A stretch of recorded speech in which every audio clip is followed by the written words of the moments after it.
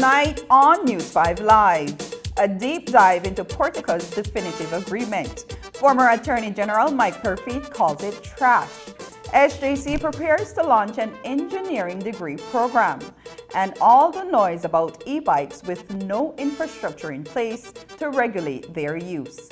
These stories and more coming up on News 5 Live.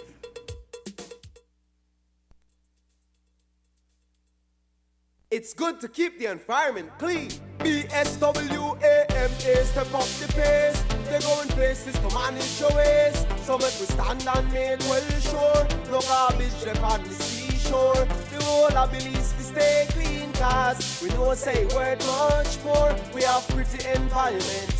So when you see the garbage on the ground, go off me and just bag it on. Cleanliness has always been second nature to us, so let's work together to keep our surroundings beautiful and healthy. No garbage in it.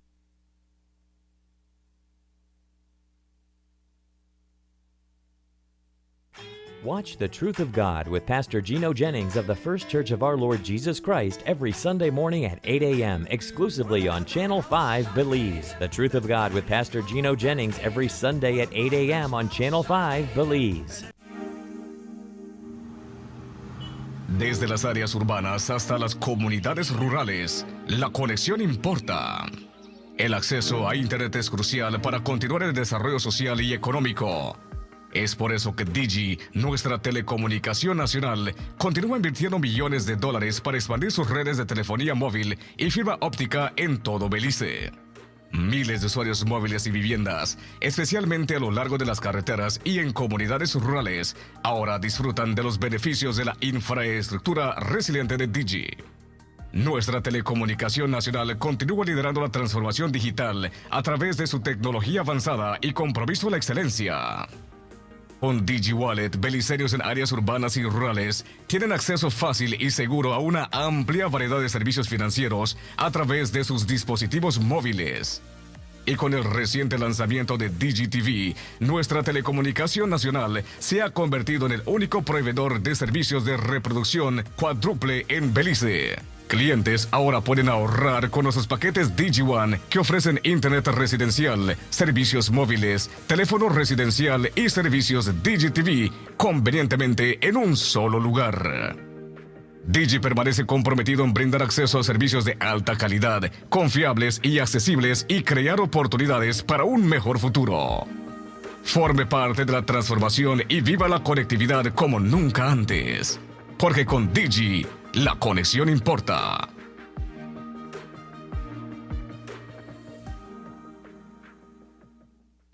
Universal Hardware announces its Mega Sale 2023 to be on Thursday, Friday, and Saturday, May 25, 26, and 27. Lifan motorcycles, Makita power tools, Shindaiwa trimmers, Hunter ceiling fans, Easy Care paint, and Sankey AC units. Everything on incredible discounts to increase your productivity. Universal Hardware, your solutions provider on Chedamal Boulevard, Belize City.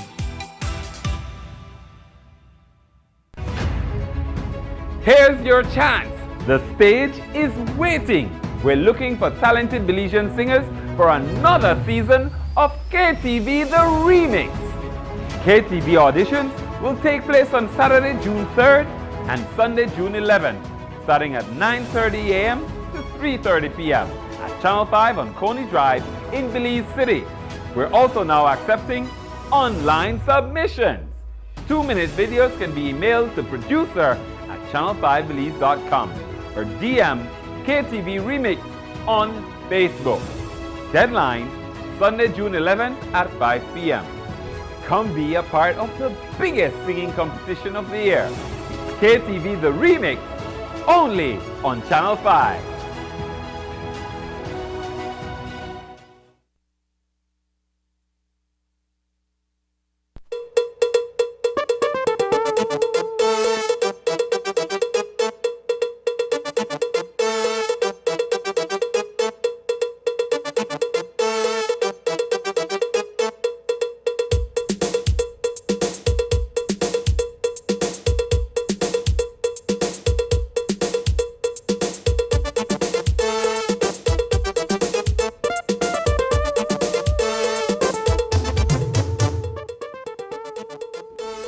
Good evening. Welcome to News 5 Live for Friday, May 26. I am Anlin Apolonio. Tonight, we take a closer look into the definitive agreement between the government of Belize and Portico. While the binding contract between both parties was signed just 1 month before the last general elections, former members of the borough administration are on record stating that they were unaware of such an agreement. UDP Chairman Michael Perfit has criticized the definitive agreement between the government of Belize and Portico Enterprise Limited, Port of Magical Belize, calling it abhorrent and illegal. The agreement grants significant privileges to Portico for its Port of Magical Belize development project. It also provides tax exemptions, tax compensation, foreign currency guarantees, and legislation that solidify Portico's position. News 5's Hippolito Novello starts our coverage with an in-depth look at the definitive agreement. Trash. That's what former UDP Attorney General Michael Perfit says this definitive agreement is. The agreement between the government of Belize and Portico Enterprise Limited, Port of Magical Belize, signed a month before the general elections on October 1st, 2020, is revealing. The once mysterious document is now in the public domain, and its contents are mind-boggling. It's arguably the brightest of all green lights given to a multi-million-dollar development project. The 31-page document bears the signature of former UDP Minister of Economic Development, Petroleum, Investment, Trade and Commerce, Erwin Contreras, who has proven to be as elusive as the agreement. He told us today that he preferred not to comment since the matter is proceeding before the court. He repeated that statement when we asked him if he had informed Cabinet that he had signed the agreement. Tracy Panton, who was the chair of Cabinet's Investment Committee when the agreement was signed, says she was not aware of the agreement. Certainly, under the Barrow administration, the government was pro-investment. We had established a cabinet subcommittee on investments that would look at these investment proposals that would be brought to the government from time to time. All the key priority sectors sat on that committee, including the Attorney General's ministry. Where it came to that particular investor, indeed, we had a memorandum of understanding, which is the first step in the process for all investors, all serious investors in any major projects in the country. And so I know for sure that we had an memorandum of understanding for that particular project. I am not aware of any definitive agreement, which is usually the last stage of really cementing the investment opportunity in the country.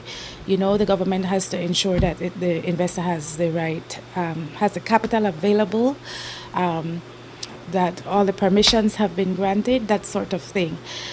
When I left, or when we left the government administration, that project was not there yet.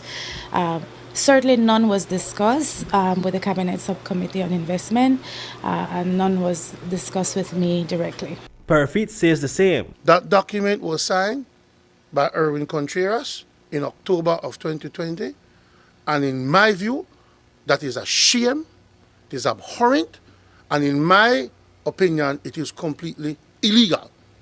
It was wrong when he did it, and if the PUP want to hug up that document and claim that they're so bound by it, well then they are equally responsible for that document, because if they want to endorse it. The definitive agreement was signed long before Portugal received environmental clearance from the Department of Environment, something that Parafit says is highly irregular.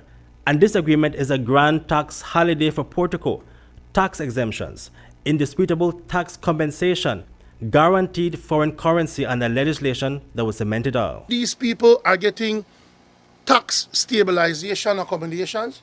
In other words, then, if any taxes are passed that affect them, at the end of the year they calculate it and government have to give them back the money. This document cannot fly. This document is giving a private enterprise accommodations that no business in this country has ever been given. And then to make it even more insulting, at paragraph 33, I think, of the document, it says that none of these parties could have disclosed this document. Like none of them, like in other words, that if the government of Belize is giving away so much, wanted to disclose this government to the public, it had to have had Portugal's permission. Can you imagine that? That's absolutely crazy. The agreement binds the government legally with virtually no wiggle room to free itself from the fix. The terms protect Portugal locally and externally. Everything's been thrown out the window. They've been indemnified. Royal Caribbean and Portugal are being put into a position where they can't fail. Even if they fail, they can't fail. They're getting a free ride. They're getting a complete free ride with access to US dollars, euros, foreign currency, everything. And whatever they come up short on, the government has to provide and fill the gap, including, like I said, the taxes and any other thing that they want to do. And the government cannot claim now that it's a sovereign government. They are responsible. That sovereign guarantee they want to remove, that sovereign protection. In other words, they want Belize to pretty much just naked itself and bend over. Reporting for News 5, Hipólito Novello. According to former Attorney General Michael Parafit, the previous Minister of Economic Development had no legal authority to sign a definitive agreement with Portico Enterprise Limited. Parafit says that the concessions and obligation outlined in the agreement cannot be agreed to by one single minister. He also stressed that the document was never presented to Cabinet before the 2020 general elections. Erwin Contreras had no authority to sign that document. The concessions and giveaways in that document he was not authorized to do. Not even the Minister of Finance is authorized to do some of the things that that document purports to do, like the waiving of stamp duty for land transfers, environmental tax. Nobody, no single minister can do that. That requires the act of parliament. So that in itself shows you that he had no authority to do it. Erwin Contreras is my former colleague, is my fellow UDP person, but I don't endorse that. The UDP does not endorse that type of illegal activity, and we distance ourselves from that. It was wrong then, and if the PUP are trying to incorporate that now, they are wrong now. Have you spoken to Mr. Contreras, to ask him, what were you thinking? I've tried to, but he has not responded to me. No definitive agreement came to the subcommittee. or we would have rejected even looking at it, because where's your environmental compliance? It did not come to the investment subcommittee. It did not go to the overall cabinet, and nobody in the cabinet. I've been lobbying all the former members of cabinet as much as I can reach since yesterday, and we know that this document is a reality, and none of them say that they were aware of this document. It's not, nobody authorized anybody to sign this document.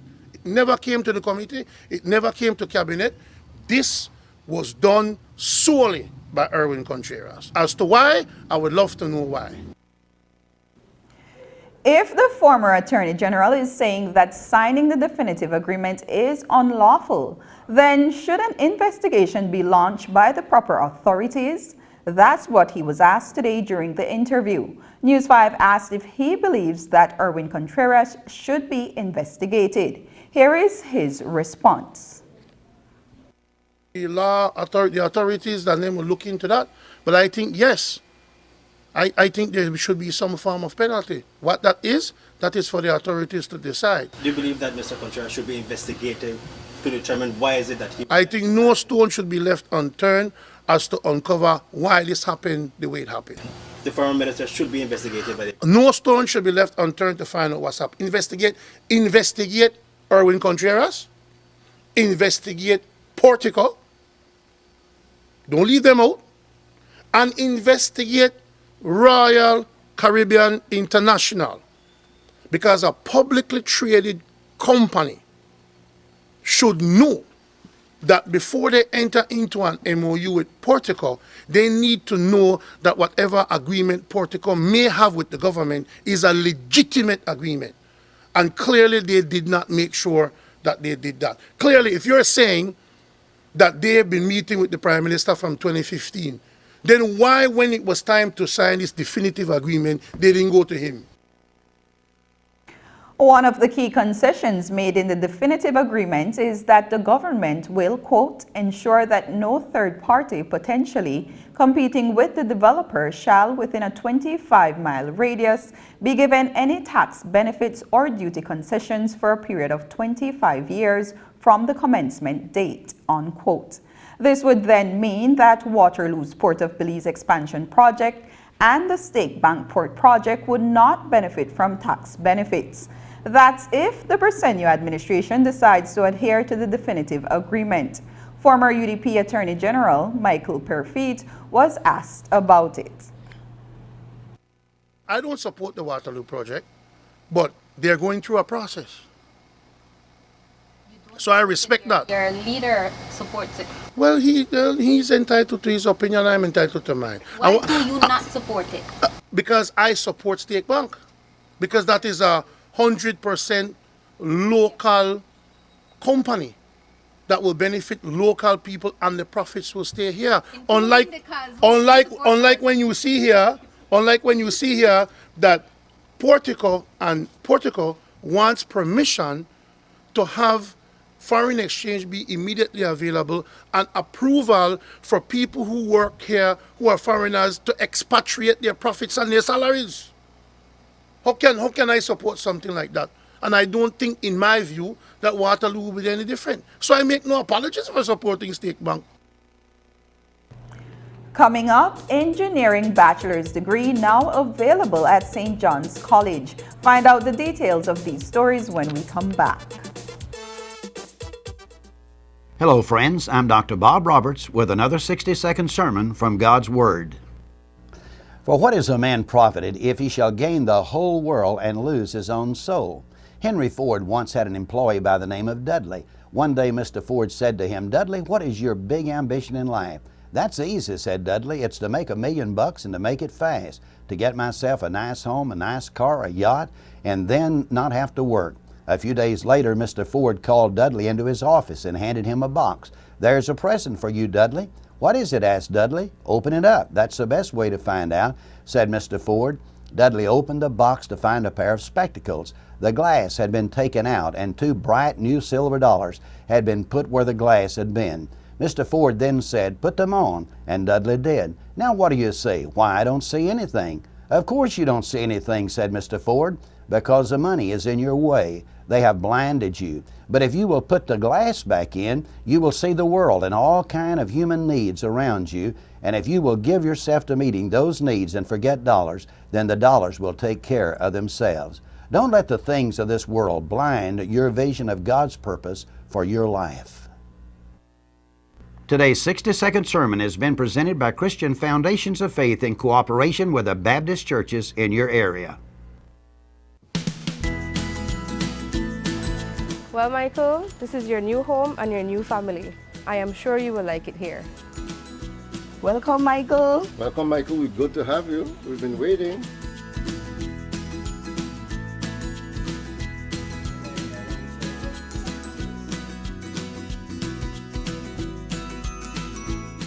And this will be your room.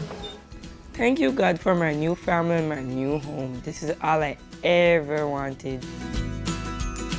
All children, even teenagers, deserve and desire a loving family and a safe home. Contact the Department of Human Services to find out how you can become a foster or adoptive parent and be that heart of gold. Dengue and Zika alert. Do your part by preventing mosquito breeding. The Ministry of Health reminds the public that as we enter the rainy season, be aware of the dangers of dengue, chikungunya, and Zika. These are infectious diseases that are transmitted by the bite of Aedes aegypti and Aedes albopictus mosquitoes. These mosquitoes are most active in early morning and late afternoon. Activities that should be done to prevent dengue and Zika include: avoid having containers that can collect water in your yard. Cover water storage containers such as drums. Change the water in flower pots every 4 or 5 days. These are ideal breeding sites for the mosquito. With the elimination of breeding sites in and around the yard, dengue and Zika can be avoided.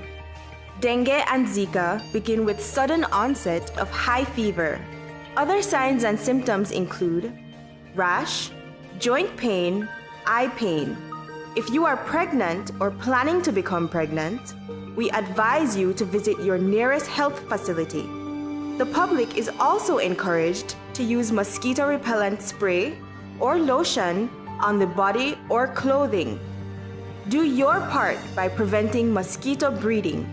A health and wellness message from your Ministry of Health. Save, save, save. Member owners of the Holy Redeemer Credit Union Limited, your credit union cordially invites you to attend its 79th AGM on Saturday, May 27th, commencing at 2 p.m. sharp at the Belize Civic Center. Come listen to important reports and information about your credit union and get the opportunity to ask questions and elect your officers, as well as participate in winning thousands of dollars in cash prizes. Currently, we have over 63,000 members with total assets of $725 million, total savings of $602 million, and total equity of $122 million.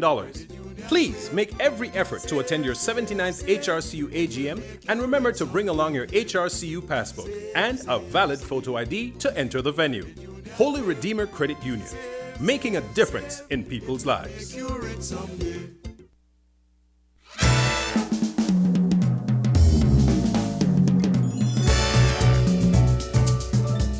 Nestled away in the quaint Belize River Valley, Black Orchid's Panda River Restaurant offers a variety of great dining areas and experiences with an excellent variety of local and international cuisine, with healthy meal options for vegans and those with health concerns.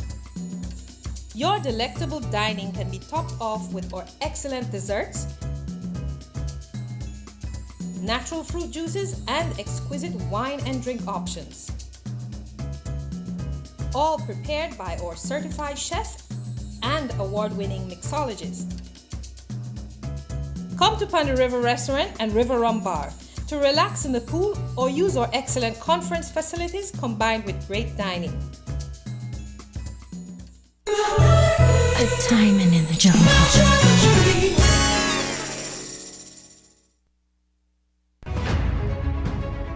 Here's your chance. The stage is waiting.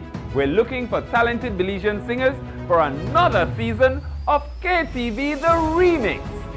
KTV auditions will take place on Saturday, June 3rd and Sunday, June 11th, starting at 9:30 a.m. to 3:30 p.m. at Channel 5 on Coney Drive in Belize City. We're also now accepting online submissions. 2-minute videos can be emailed to producer@channel5belize.com or DM KTV Remix on Facebook. Deadline, Sunday, June 11th at 5 p.m. Come be a part of the biggest singing competition of the year. KTV The Remix, only on Channel 5. Whether you're at home, on the road, at work, or at school, if you see news happening or suspect that something might be up, call or text the Channel 5 News Belize tip line at 672-5555. You don't have to give us your name, just give us the tip. That's 672-5555. Call or text us so we can check it out.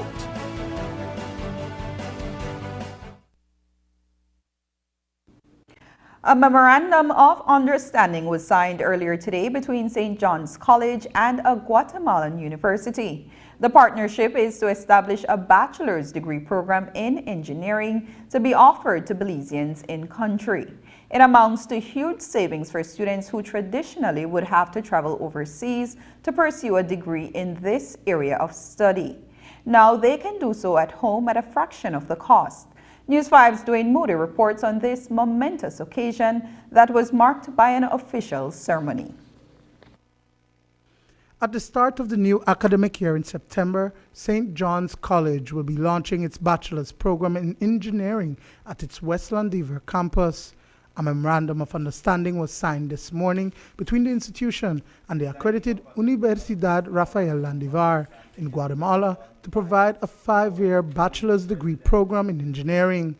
It's a bold step being taken by SJC to meet market demand for this career. It's historic because we're bringing opportunity for our Belizean people and our Belizean students. We have been serving this nation for over 136 years, and now in the fall of 2023, we're going to start our bachelor's program, and so this relationship is very important. One of the first things that we're working on with Rafael Landiver is in the development of the civil engineering program here for the Belizean students, which is going to bring a lot of goodness. One, because it's going to be an opportunity for them to do that degree here in Belize, and also that is going to be less costly than going anywhere else in the world. As we announced today, that the degree is going to be a dual degree, and so students from this college are going to receive a St. John's College bachelor's degree, but also receive a bachelor's degree from Rafael Landiver. The idea for this cooperation agreement was conceived in July 2022 at a global conference for Jesuit universities in Boston, Massachusetts. Dr. Marta Perez is the academic vice chancellor at the Guatemalan institution. We have a lot of plans for collaboration, for example, students and teachers programs, exchange programs. We want plans to create together new programs in specific areas, engineering, management, tourists, for example. We are planning to move to exchange programs for learn English and learn Spanish too. It's a huge idea for all of us, our students. Senior Executive Engineer in the Ministry of Infrastructure Development and Housing, Irvin Timbrell, says that there is a gap in persons with this degree in the country. The difficulty in getting opportunities in the past, and even now, it's very difficult to get an opportunity to go and study engineering, which is one of the very important fields of study here for Belize. We see climate change, we see all the different situations with the roads, with the buildings, with everything that is changing, the flooding, all of those are works that civil engineers do. And so there's a great need for civil engineers in Belize. But the opportunities, it's not easy. It's very costly and it's not readily available locally. So how much will this cost? SJC President Mirta Peralta says the development of the program is complete and breaks down the cost-saving opportunities provided to Belizeans wanting to pursue this field of study. Of note is that Belize has had an issue with brain drain. The program is going to be a pre-engineering, 2 years associate's degree and 3 years for the bachelor program. So in 5 years, students are going to be able to complete the engineering degree, which is the same if you would go anywhere else in the world. And so the cost, wonderful. The cost is, and as we said and we put out already, the cost is going to be $300 per credit hour, $300 per credit hour. And so if you're doing a semester of 15 credits or 18 credits, it would be around $5,000. And if we multiply that by 6 semesters, it's going to be a little bit under 30. I've been here at the college for 20 years, and I've seen so many students go away to study, especially engineering, and they never return to Belize. And so we're hoping that by having this program here now in Belize, that our students are going to be able to stay in Belize. Dwayne Moody for News 5. The Council of Ministers of Education and Culture from Central America has been meeting in Belize since Thursday. The country presently holds the pro-tempore presidency of SICA. It's an event that's held biannually to discuss the myriad of topics that fall under the different sectors of the council. At the close of the session today, CEO in the Ministry of Education, Diane Mejia, told us what they looked at this time around. Belize, I understand for a while was not very active, but over the past couple of years we've become more active, and so some of the issues are ongoing, issues that we recognize are relevant to everyone and not only to us, talking about things like curriculum revolution.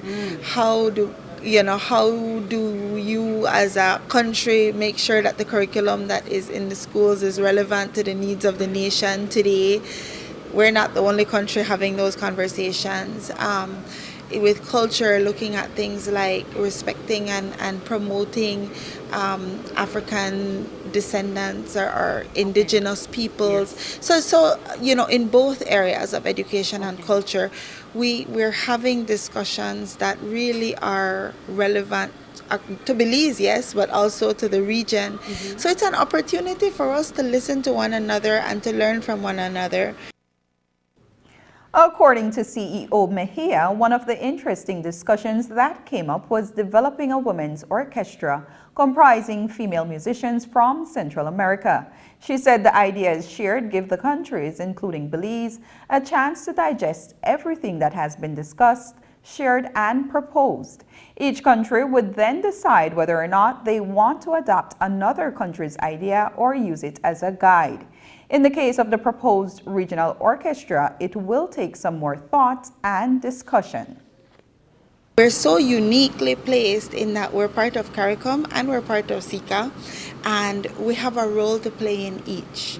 And so, moving forward, looking down the road now, after these 2 days of meetings are finished, what we do as a team is, sort of reflect back. You have to sit back and digest it, and you think, okay, so what are some of the things that we are going to continue with here? What are some of the things that we can agree to support? What are some things that we support in principle, but we have to see if we find money for it? Like there was one proposal for a women's orchestra to be developed with members with female musicians from across the Central American countries. Now that's interesting. That's something that we would want to learn more about to see how we could participate, right? Because that's a new idea for us. So there's some things that come up like this that, we think, that's good.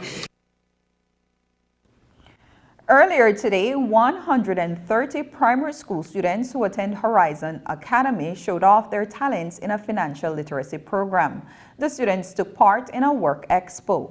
Those skills and talents are what they developed in areas of entrepreneurship, math skills, and creativity. News 5's Marian Ali stopped by the school and shares what she observed in this report. Students of Horizon Academy displayed and sold the products that they spent the last 6 weeks creating in their financial literacy classes. The school's principal, Elia Aviles, shared with us that there was quite an array of items and snacks that the children made.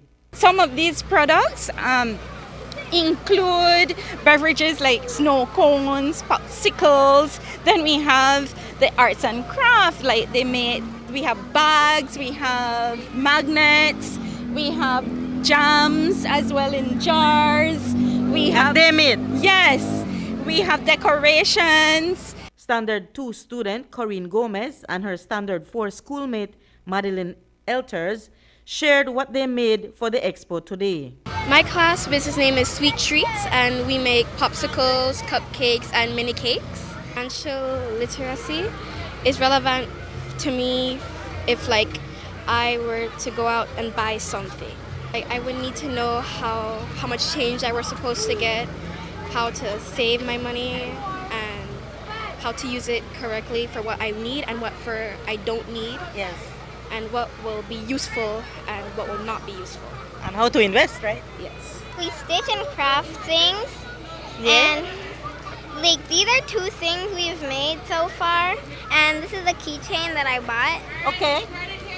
Explain what these are. This is a bookmark. We first painted it. All right. So we first painted it, and then we decided to glue these on. And then we made these little tassels for the bookmarks, and we design them so this one looks like a pencil. Oh, great! Yeah. And this one? This is a wall organizer. If you make a good painting, you could hang it up right here and. Whoop. Aviles explained that the school teaches students entrepreneurial skills, since in the real world, those skills are as relevant as academic learning. So even though, yes, academics is important, that is not the only aspect of what makes up a person, and our children will become adults. Unfortunately, they can't stay babies forever. Reporting for News 5, I'm Marian Ali. After the break, register and license your e-motorcycles to avoid prosecution. We'll tell you more on that, but first, here's the weather update with data from the Belize Met Service.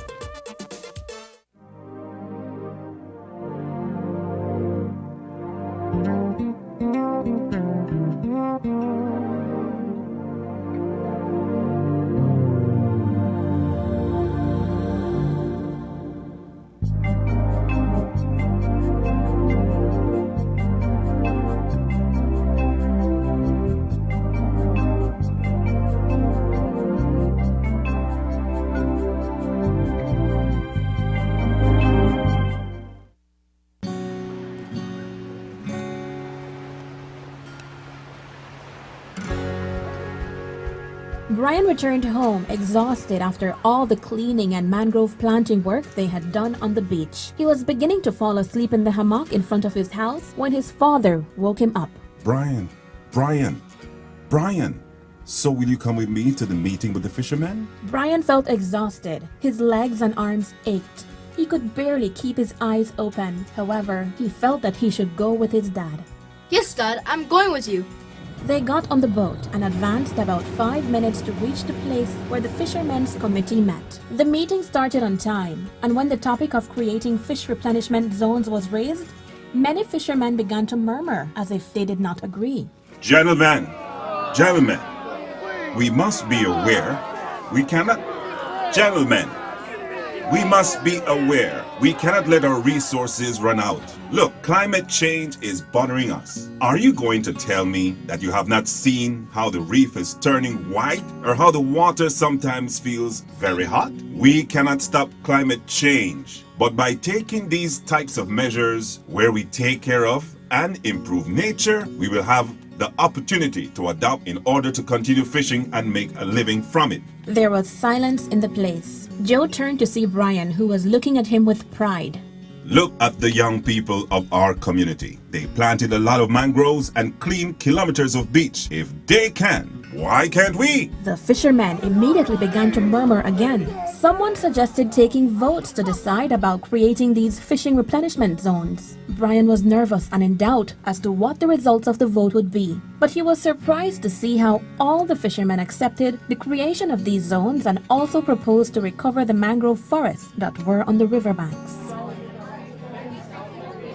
Coming out of the meeting, Joe was proud of the outcome and knew that Brian was just as happy. In a few days, they had managed to get the community to understand different actions that would help the residents to adapt to climate change and have a better quality of life.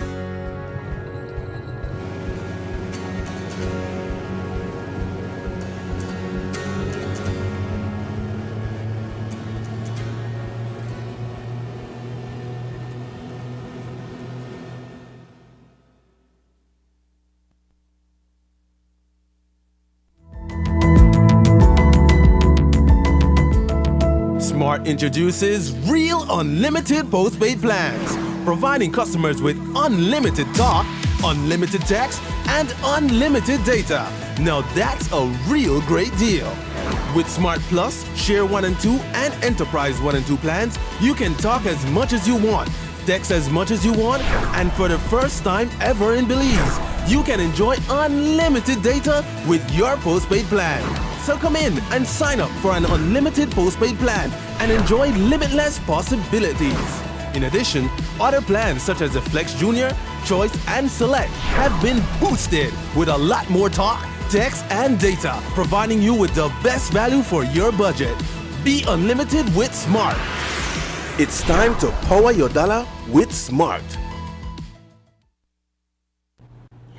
Earlier this week, the Department of Transport issued a release on the use of electric motorcycles, scooters in Belize. It's an advisory to all owners of electric motorcycles, warning them that it is unlawful to operate these e-bikes on any public road unless it has been registered and licensed. Furthermore, the driver should be in possession of a valid driver's license with the appropriate class to operate a motorcycle. Not doing this can land the user in big trouble with the law, so operators are being advised to register and license these e-bikes to avoid prosecution under the Motor Vehicles and Road Traffic Act. The release went on to depict examples of motorcycles, scooters, some of which includes bikes and scooters that are propelled by a machine. News 5 spoke with Chief Transport Officer Diane Vasquez about the advisory. Been engaging with the various municipalities, and there has been growing concerns over the use of scooters and more so electric scooters, especially in the islands. And so it is something that we found necessary to issue a release to remind the public about the safety concerns and also about the regulation in place in order to address the usage of these vehicles. Section 2 of the Motor Vehicle and Road Traffic Act governs it defines what we refer to as motorcycles and vehicles, and it stipulates what are the regulation that governs the usage of these vehicles and these motorcycles. As is outlined in the regulation, a motor vehicle is anything that is mechanically propelled. And I know there are a lot of questions surrounding vehicles that are mechanically propelled, especially because of how they look. But according to our regulation, as long as it has a machine propelling it or getting it to move, it is considered a vehicle. In terms of the electric vehicles on a whole, it is a concept that is very new in Belize, I must say. Electric mobility is at its nascency, and so there is still a lot that we're learning. And of course, we continue to engage and dialogue with the various stakeholders within the municipality that are responsible for traffic management in order to understand what are the dynamics and what are the challenges that they're facing in their respective areas. The safety concerns, because I know some of the points that were forwarded is that we have kids riding these scooters, and it's a growing concern. And so we wanted to highlight that there are vehicles, there are dangers in having, you know, kids ride on these vehicles, especially if they're not being supervised. And so I am impressing to all road users and owners of these scooters, so please ensure that the proper safety standards are upheld. But has it been a case of placing the cart before the horse? Where license and registration are concerned, News 5 has been receiving messages to suggest that in several municipalities, there is no mechanism in place to facilitate the processing of e-bikes and these types of scooters.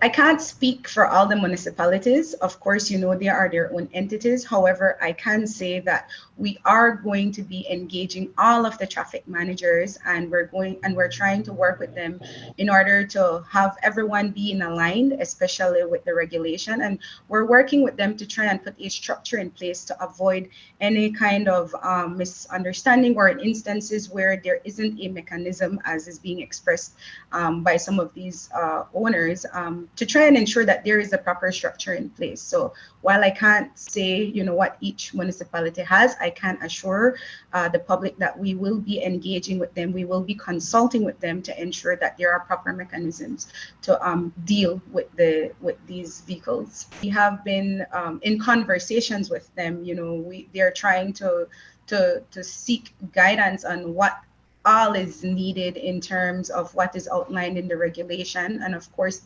some of them do have structures in place, but they want to ensure that it is aligned with national transport.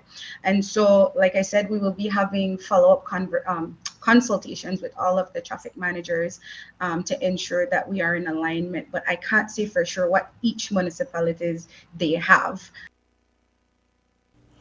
On Sunday, Cristo Rey Village in Cayo District will hold its annual River Fest. This year, the festival is being held under the theme Promoting River Conservation, Cultural Value, and Local Business. The event starts at 7 o'clock with a canoe race and will feature booths from various stakeholders. Village Chairman Wilmer Guerra says the day will be packed with fun-filled activities. We start first in the morning at 7 a.m. with the canoe race. The canoe race goes from Cristo Rey to San Ignacio, and then from San Ignacio to Cristo Rey. About 10 a.m. we start with an official opening ceremony and and the award ceremony for the canoe race. We have different games for the kids. We have games for adults. We have like the greasy pole, the greasy pig. We have booths, because we're trying to conserve that or to promote that conservation of the river and conservation as a whole. We have a couple of NGOs coming in, like Friends for Conservation and Development. And so it's an event that a lot of people are expecting. From 2017, we've seen the number of visitors coming in increasing. So this year, the event itself is a lot bigger than it has been in previous years. It's an event for the entire family. Like I said, we have games for kids, we have games for adults. We have a lot of prizes. So if you come in, more than likely you're gonna, if you participate, you get the chance of winning. But also not only that, but there's gonna be food. There's gonna be a number of attractions like the culture dances. So it's an event for the entire family. When we return, the future of agriculture in Stan Creek is diversification. This Mother's Day, celebrate that special woman who holds your family together. Start her day off right, complete with love and smiles. But why stop there? At Brothers Habet, we believe in celebrating moms all month long. We're offering big discounts all throughout May, like 15% off all Moen kitchen and bathroom faucets and accessories, 15% off all Penta paints, and much more. And for the ultimate Mother's Day gift, purchase any Penta paint during May and get a chance to win big.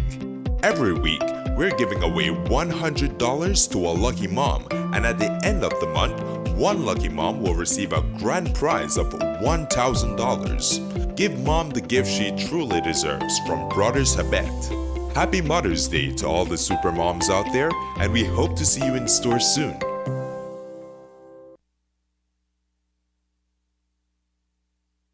What does live and let live mean to you? Live and let live means that I can be a mother and have a career. It means treating people the way you would want to be treated. And making sure your business is accessible for all Belizeans. It means that everyone deserves to be treated with dignity and respect. It means to love your children no matter what. It means to support people who face discrimination. It means that men and women should be treated equally at work. It means that everyone is able to contribute to building Belize. It means saying no to all forms of discrimination. It means love your neighbor as you love yourself. Live and let live. Respect for all Belizeans.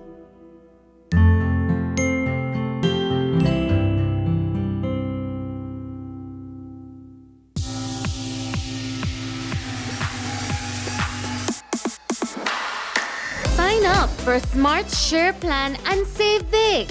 Whether you're a small entrepreneur starting up your business, a student on a limited budget, or a family trying to save, this is the plan for you.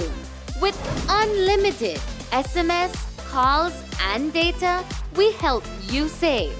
Get up to 5 lines for as low as $30 per line monthly, only with Smart. Sign up today at any Smart showroom or sales manager countrywide. So get your business going, share more memories with friends, and be ready for the day with Smart.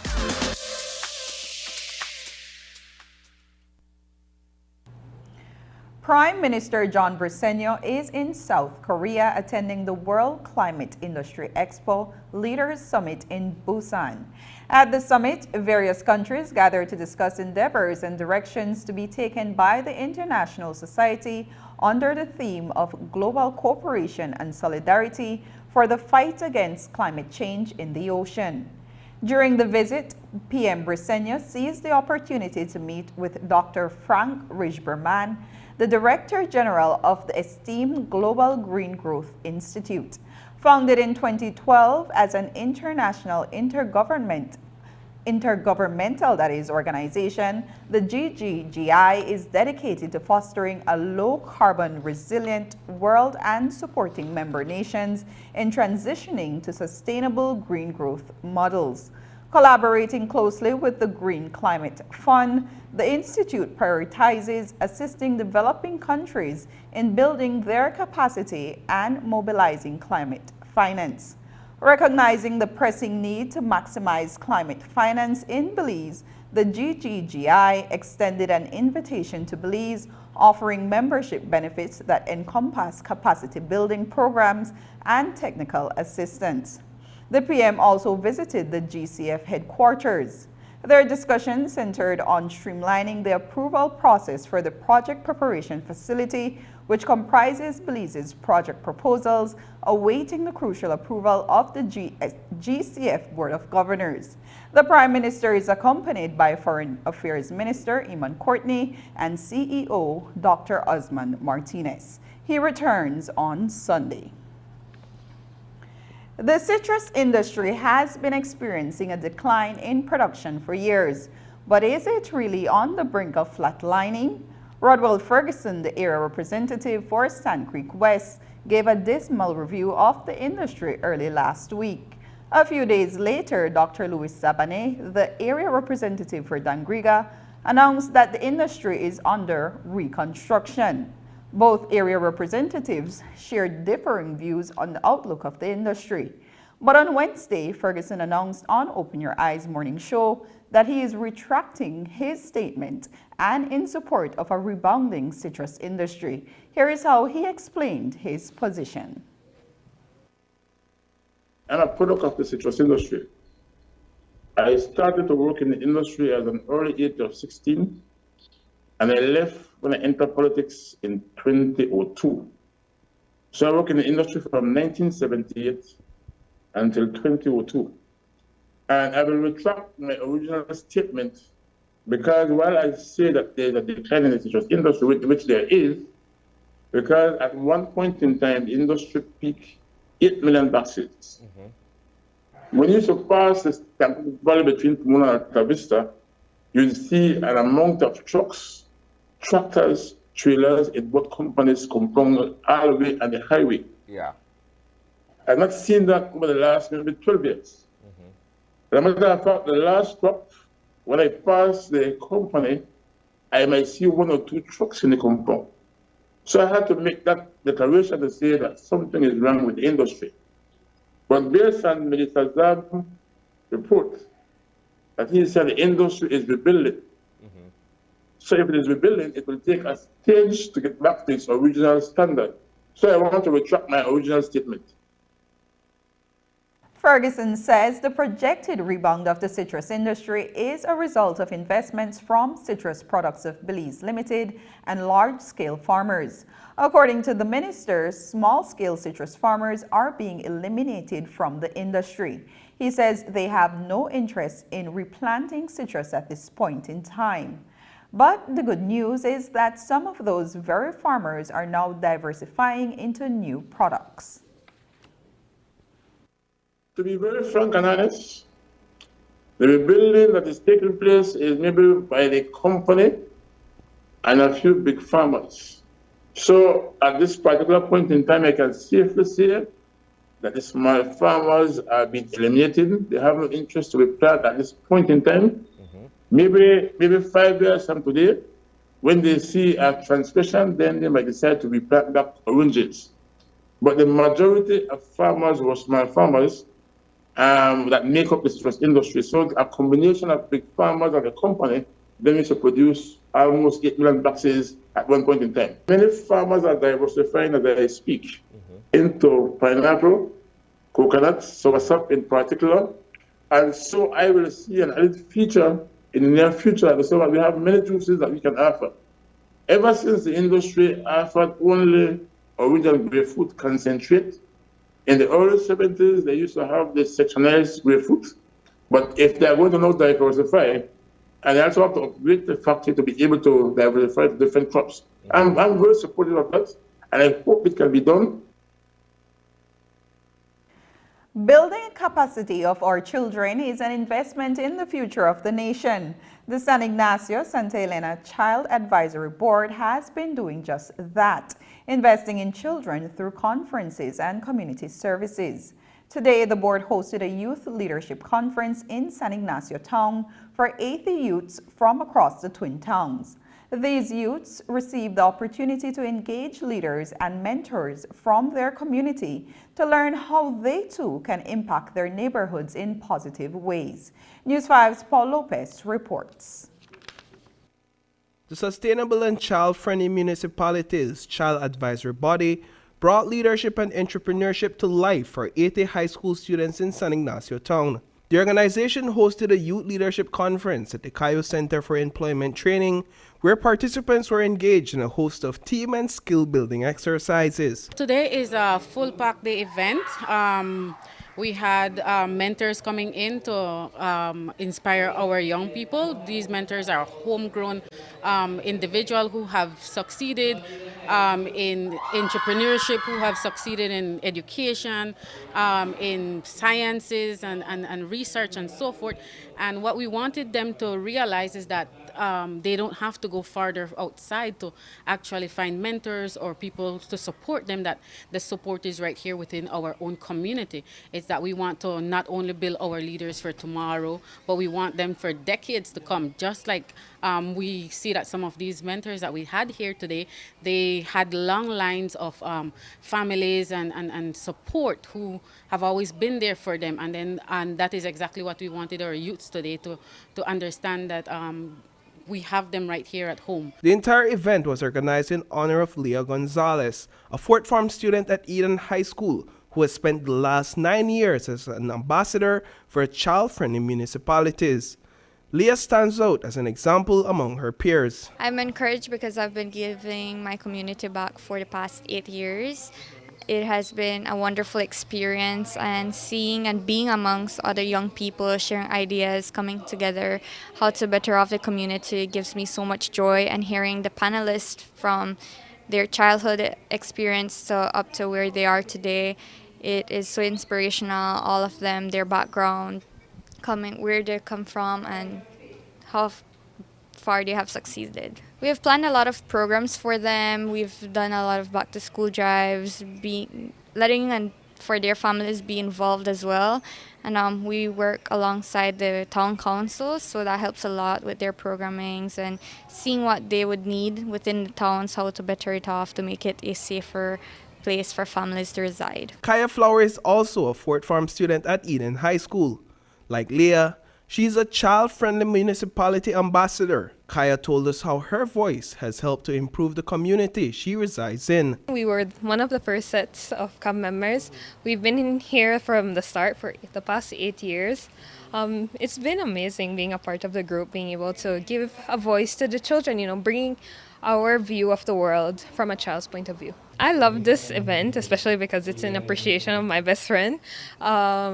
And it's an opportunity where the youths are able to come together once again and learn from people who we see every day, who we would think are normal people, but who have also accomplished so much in their lives. And, it brings inspiration to me and hope that, in the future I can go out into the world and do the same thing, do great things and come back and give my service to my country. We have over 80 students who signed up to the event, and they've heard all the, great success story and today, and I think they grasp that and they understand, and the questions that they were asking today made it seem that they now have that full capacity to go out and lead and get involved in the community, not only in the community but in their school. Reporting for News 5, I am Paul Lopez.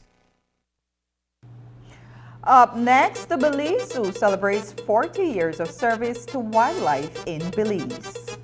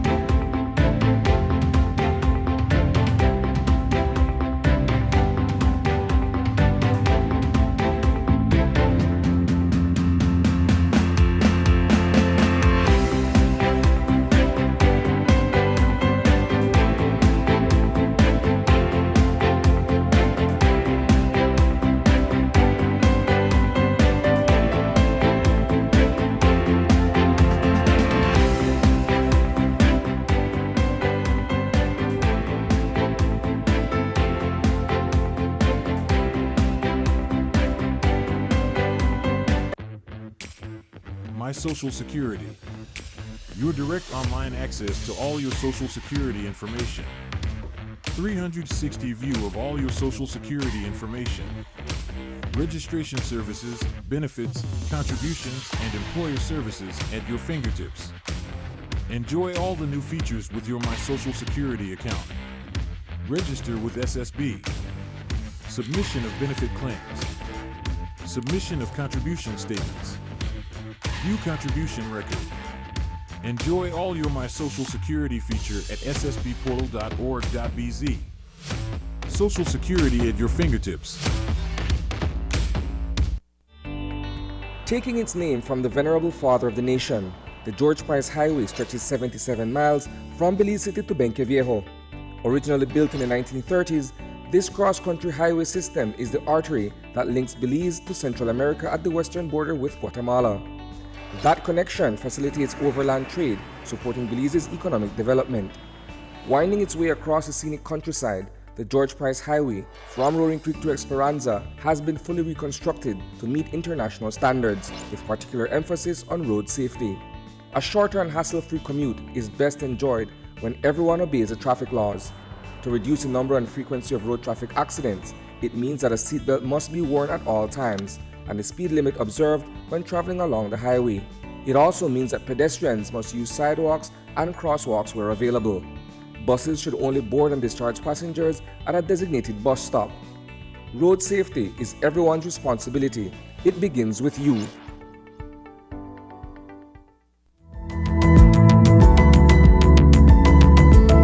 Smart introduces Real Unlimited Postpaid Plans, providing customers with unlimited talk, unlimited text, and unlimited data. Now that's a real great deal. With Smart Plus, Share 1 and 2, and Enterprise 1 and 2 plans, you can talk as much as you want, text as much as you want, and for the first time ever in Belize, you can enjoy unlimited data with your postpaid plan. So come in and sign up for an unlimited postpaid plan and enjoy limitless possibilities. In addition, other plans such as the Flex Junior, Choice, and Select have been boosted with a lot more talk, text, and data, providing you with the best value for your budget. Be unlimited with Smart. It's time to power your dollar with Smart. At NextGen, we want to ensure more efficient and convenient ways for you to reach us. Inquire about your existing service, NextGen bill, customer account, new services, and more. Get in touch with our friendly customer care representative by contacting us through any of our remote channels via our toll-free number 0800-222-5388, our service number 880-4200, or WhatsApp at 662-6365, by email at customercare@centraltv.bz, or send us a direct message through our Facebook or Instagram page. NextGen, delivering the highest quality service and care to all our customers. Thank you for choosing NextGen as your service provider. NextGen, bringing you the ultimate digital experience. You can ride looking like a superfly disco. This year, the Belize Zoo and Tropical Education Center is celebrating 40 years of service to wildlife conservation efforts in Belize. This year also marks the second annual Sharon Mottola Day, recognition to the pioneer behind the institution of distinction. But why is this year's celebration for the best little zoo in the world more special than the last? Sabrina Daly found out in this week's Look on the Bright Side. On the Bright Side is brought to you by Uno, a brand committed with the future.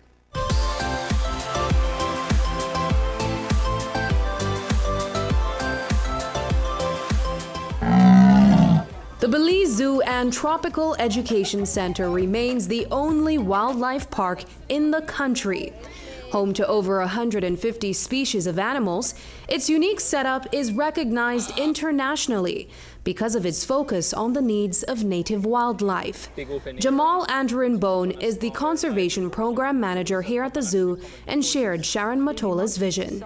It wasn't about bringing in animals for display, it wasn't about bringing in exotic animals from abroad for spectacle and recreation. It was about providing a platform where animals could be cared for that needed it, but also so they could serve as ambassadors for their species. The self-proclaimed best little zoo in the world has certified itself among local and international visitors. But the distinction did not come without challenges. In less than 5 years, the Belize Zoo and Tropical Education Center struggled to stay afloat during a global pandemic and soon after, a natural disaster.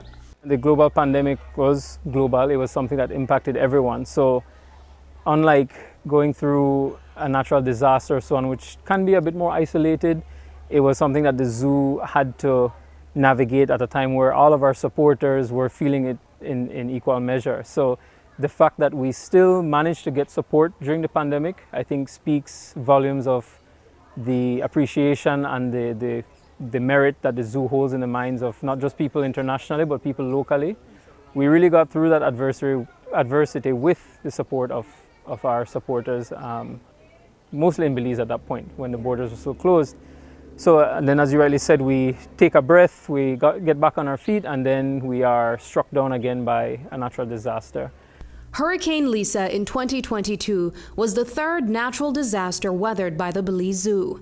But unlike the others, this storm came with the most devastation. Every animal habitat in the zoo was affected by the winds of the Category 1 storm. And while it took 6 weeks of intensive recovery to have the gates reopened to the public, there are still remnants of the impact sustained less than a year ago. 6 weeks of no access to the public, which means no income, and moving every staff and every resource, mobilizing it to that repair and recovery, so that we were then in a position to reopen and start generating income to make that back. And while challenges have tested the stability of the wildlife sanctuary, it's the rebound that made this little zoo even more special.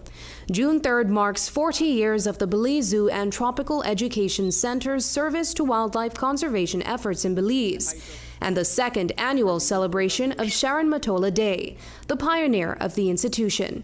So what can we expect? An exciting day with animals and even the debut of a new home for Neo the river otter, a semi-aquatic mammal seldom seen here in Belize. But that's not all. World-renowned conservationist Jeff Corwin will be your guest zookeeper for the day. And Jeff has had many shows on different major TV networks in the US. He's been on Discovery, on Animal Planet. But he got his, and he says this readily, he got his kickstart to his career here in Belize many years ago when he was, I think, about 18. So basically the public will get a chance to see Jeff. He'll be putting on the role, I think, of a zookeeper for a little bit, and talking about Neo's species and about his habitat along with our team. And then he'll be available for Q&A and some interaction with the public.